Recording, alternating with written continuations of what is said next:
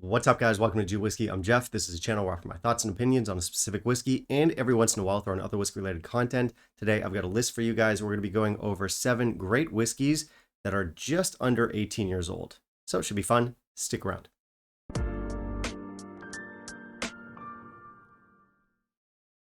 All right, I know what you're thinking. Oh, Jeff's doing an under 18 video? Well, tell you what, this one's going to be hilarious. It's going to be loaded with jokes. The comedy writes itself.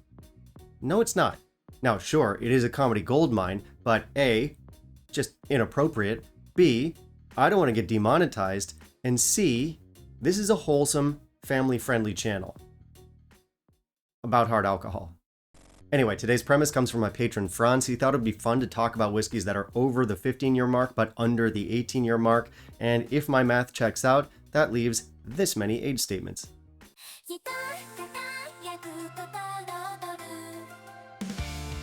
So it's 16-year-olds and 17-year-olds today, which are not the most common age statements. A lot of brands just don't follow the rules, and they're real rebel rousers.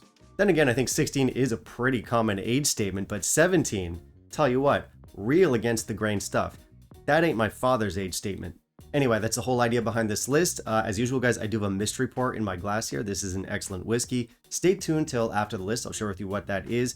For today, I'll give you a clue. It's a visual clue. I'll stick it up on the screen right now. And that about covers all our bases, so let's not waste any more time. Let's jump into our list. In the meantime, if you'll kindly leave a like down below, that would be greatly appreciated. All right, so we're going to kick the list off with an honorable mention. This is a great whiskey, possibly my favorite whiskey on the entire list.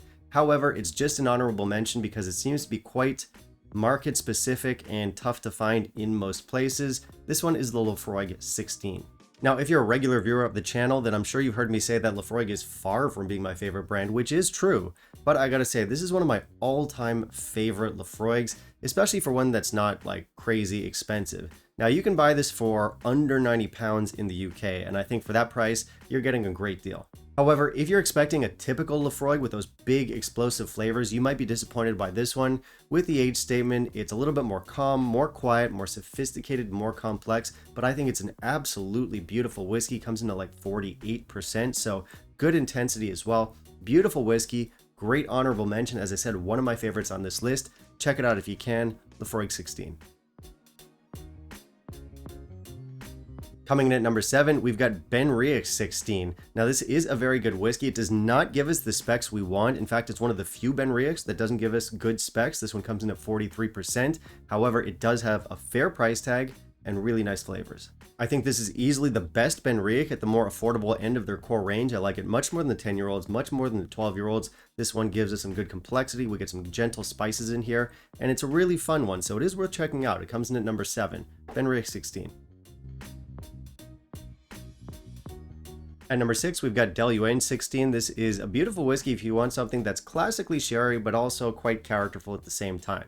This one's part of Diageo's Flora and Fauna series, which is actually a pretty interesting series. Of course, it is Diageo, so a lot of them have weaker specs. This one does. It comes in at 43%, but it does have some beautiful sherry notes, some great spices, and some really good complexity. So it is worth checking out. It comes in at number 6. Is it 6?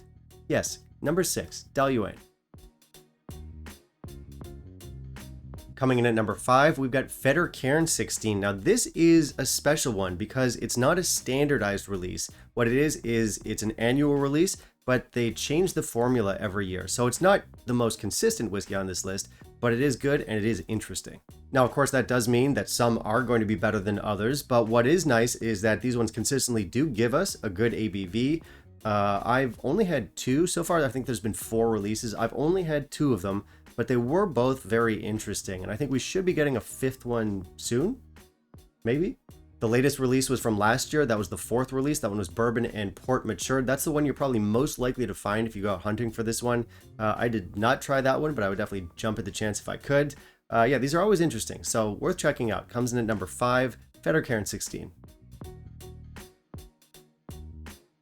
Coming in at number 4, we've got Mortlach 16. Now, Mortlach is a very famous distillery for being like sherried and meaty and savory, and we do definitely get some of that with the OBs. I recommend IBs if you want the bolder stuff, but the OBs, although somewhat watered down at 43.4%, are still really good.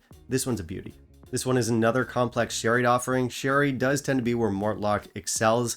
What I like about this one is that it strikes a nice balance between the distillate and the sherry casks. A lot of you might know that I'm kind of sensitive to full-on flavor bombs, or sherry bombs I mean, where the cask dominates. That's not the case with this one. So it strikes a nice balance and it is a nice whiskey. Comes in at number 4, Mortlock 16. Kicking off number 3, we've got a very good one. This one is a recent release. This is the Glenmorangie 16. Now this is replacing the Nectar d'Or, which I think previously was either no age stated. I think at one point it was 12 years old. But they've bumped that up to a 16-year-old age statement. Now the Nectar d'Or used to be matured in Sauternes casks. This one, they've gotten a little bit more nebulous with the casks, and they just say sweet wine casks. But the fact that they kept that 46% ABV and gave us a bump in age statement means I really can't complain. And beyond that, this is better than the previous releases. This is more sophisticated and more complex. It's actually really good. So this one actually caught me off guard. I was quite surprised when I tried it. This is one that I'll be reviewing at some point relatively soon, so stay tuned for that. But for now, I do want to recommend it. It is a good one. Comes in at number 3, Glenmorangie 16. All right, at number 2, we've got a controversial one. Some of you are going to yell at me, but that's okay because I have an opinion channel on the internet, and getting yelled at is inevitable. You need a thick skin. I don't have a thick skin. I cry a lot. Still, I'm going to say it. Coming in at my number 2 spot is Lagavulin 16. I still think this is a great whiskey. Now, there is a lot of chatter out there online about how this can be quite batchy.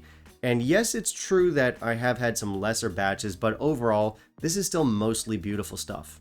Now, granted, at 43%, the ABV is kind of frustrating, but this is such a refined and gentle and elegant whiskey. And let's face it, there's not a lot of whiskeys from Islay that we can describe as elegant. This one is. It's got a beautiful balance between the sherry and the peat. It was an early love for me. I'm sure it was an early love for a lot of you out there on your journey. So I got to put it at number 2. There we go, Lagavulin 16.